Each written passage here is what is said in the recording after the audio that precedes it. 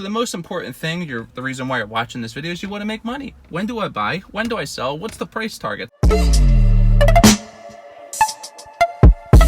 Welcome to the newsroom. So today we're going to be talking about MFA versus IVR. Which one is a better buy? Let's pull up the charts, do some technicals, figure out where you should get in, where you should get out, and what the potential is. Let's go. So first we're looking at a chart of MFA and IVR overlaid on top of each other for a comparison to show you how they are running so parallel, literally running right next to each other, basically because they're both REITs. MFA does mortgages for residential, IVR does mortgages for commercial and residentials. And as you can see, they're pretty much identical. So if you happen to see IVR running up and MFA hasn't ran up yet, it's a good time to get in because you could follow that. Get in the shadow of IVR, run it, vice versa, and just follow those moves based on what the other one is doing. Most likely that won't happen. Most likely they will just move together. So IVR dropped earnings yesterday and it pretty much reacted the same as MFA did. When MFA dropped earnings, it spiked up and then fell off. IVR did the same thing. It spiked up and fell off. So you could have actually played that the same way MFA moved when their earnings came out. So you did have like a week of delay there to figure that out. So I have IVR pulled up and I want to find out how long I have to wait until this stock rallies again. As you know, right now we are in a downward channel. It's cooling off. It's consolidating.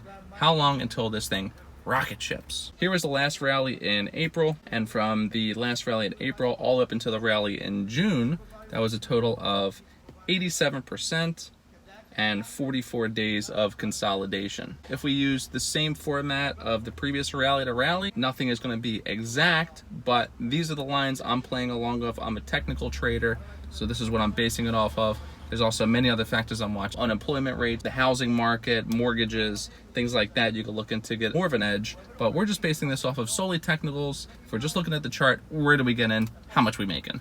Most important part. So if we do another 44 days, we're looking at a takeoff date of July 27th. The plane is going to leave the runway and rocket ship. Oh, spilled a little coffee. Now, to figure out how high this plane's going to go before it crashes during the next rally, moves and waves, I ran some technicals on base to base. So I'll explain. Back in late April, May, June, when it ran flat and consolidated, I drew my arrow from the bottom of that to the bottom of the second rally's base. Not the rally, the bottom end of it. From the bottom of the first rally to the bottom of the second rally is a total of 70%. That gives me a price target for the next rally of 650, where the next bottom will be. This could go a lot higher. It could go above 10, 11, 12.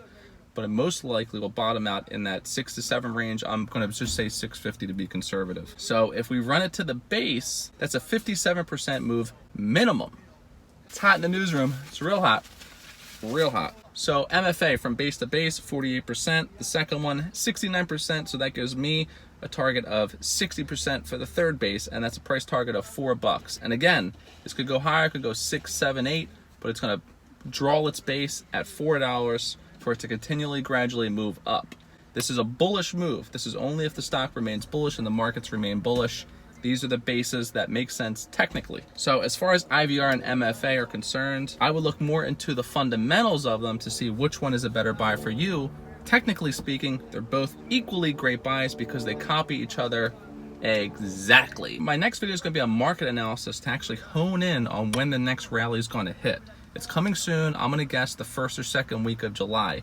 And that's when all of these stocks will take off, especially IVR and MFA. I have no doubts about these companies. If you have doubts, don't invest in them. But if you do like the companies, it's a great loading zone during these consolidation periods. They're both winners. There's no one or the other. In my mind, both winners. Thanks for watching. Don't forget, the point of this channel is to help y'all retire young.